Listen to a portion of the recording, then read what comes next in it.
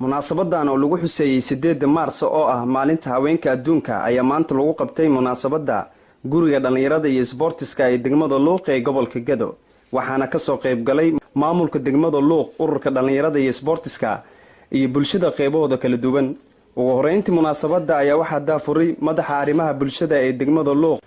Cabdinajiib Xasan Cali iyo madaxa dawladda hoose ee degmada Luuq Xuseen Deero Ismaaciil waxa weeye waa maalin weyn oo la xusitaan la sameeyo meel kasta ay hadda ka jirta barnaamijka asaga ah waa hooyadii u fiirso guriga haddii hooyo lahayn guri iska bulaad ku soo yeeto iyo guri hooyo ay joogto ku soo yeeto waxaa maxaan ku radaa adiga naftaada qeyr gelinaya ama dhiisa gelinaya kan hooyada ay joogto hooyada in la weyneeyo maxaan ku radaa waa wiilkii bay dhashay aabahay bay dhashay wadaadkii bay dhashay madaxweyne bay dhashay maamulkii bay dhashay wasiirkii bay dhashay intaas waa mid dhashay mid walaal ah iyo mid eeday haween u ah in marka la xurmeeyo la qiimeeyo waa arin maxaan ku raadaaye waajibkeeda leh in kasta oo ay tahay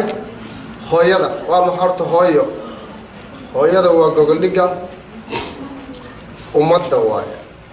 hooyo haddii aysan jirin nabad haddii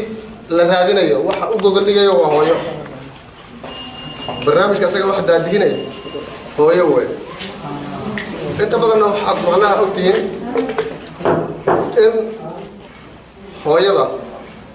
aad hoos loogu dhigo ma aha marka in hoos loo dhiga ma aha waa nidaam dawli ah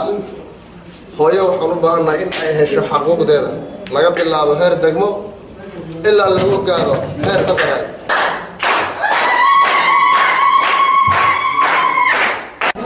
haddii maalinta haweenka haddii oo maanta laga dhigi ragga maalmaha kale ay leeyihiin miya waxaa wey marka waa isla leenahay wey haweenku ragga ayagaa dhalo shiiqa ay dhalaan madaxweynaha ay dhalaan maamul oo dhan bay dhalaan way soo barbaariyaan waxaa weeye xurmo gaar bay leeyihiin xareeda xasan yarow waa gudoomiyaha ururka haweenka ee degmada Luuq ayaa ayadana dhankeeda ka hadashay munaasabadan maanta lagu weyneynayay 8 Maarso oo ah maalinta haweenka adduunka waxaa lagu maamuusayaa 8 Maarso oo ay tahay maalintii haweenka 2018 bishii 3 8 Maarso waa maalin haweenka adduunka oo dhan ay banaanbaxayaan inaan baa u diro madaxweynaha Jubbaland haddaan nahay haweenka Soomaaliyeed ee ku nool deegaanka Jubbaland malihin wasaarad mudana madaxweyne mar koobaad iyo mar labaad iyo mar saddexaad baan ku salaamayaa malihin wasaarad haweenku ay leeyihiin oo xiriir la samaysa oo maaragtay ka hortagta dhibaatooyinka waxaanu soo marnay dhibaatooyin badan oo ay ka mid tahay jirdil kufsi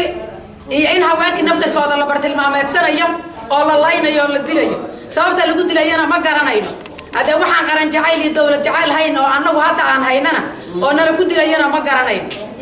mudana madaxweyne waxaan kaa codsanaynaa mar koobaad iyo mar labaad fariintayda waxaan jeclahay iyo fariinta kale oo gabdhaha Jubbaland ay ku farayaanba inaad mudana madaxweyne aqbali doonto malihin wasaarad waxaanu kaa codsanaynaa inaad wasaarad noo samaysid haddii aan nahay gabdhaha ku nool deegaanada Jubbaland 3 gobolba xaalad arag iyo dhibaatooyin baa la maray maqaawir weeye meeshaan ka nahay maqsuud maqaawir iyo dhibaatooyin baa la maray madaxdu iyo shicibka miisaan haloo la shiro dhanka kale waxaa halkaasi ka hadlay gudoomiyaha sportiska ee degmada Luuq Tabakal Haashim Cabdi iyo gudoomiye ku-xigeenka ururka dhalinyarada ee degmada Diine Yuusuf Aadan iyo bulshada ka soo qayb gashay munaasabadani maanta lagu xuseeyay maalinta 8 Maarso oo ah maalinta haweenka adduunka hooyo waa laga horeysiyay waa waxa uu horeeyay oo macnaha aan rabaa inaan joojino dhalinyarada nahay waa tahriibka maama wax badan maama oysay oo caruurteeda ku laadeen badaha iyo tahriibka waa inaan joojino dhalinyarada Soomaaliyeed nahay tahriibka oo tahriibeyna qurbaha oo ka shaqeysana wadankeena waxaa ka maqnaa 10 sano waxaa ka maqnaa anigu yara ka tagay degmadan ku dhashay Luuq 10 sano ka hor waxaad moodaa inaa waxyaabo badan soo faa'iiday oo way aragnimo ah in waddankeena ay lacag taalo ee shaqo taalo oo aan ka shaqaysano waddankeena dhalinyarada maanta waxaan ugu baaqayaa inaan hooyo aan ka farxan hooyo maxay naga rajaysaa waxay naga rajaysaa wiilkeeda hooyo waxay ka rajaysaa inuu wax barto ee waxbay geyso waxbay bartaa iskuulay geysaa waxbay ka bixisaa maxay ka faa'iidada wax baraysa maxay tahay inuu berri wax u qabto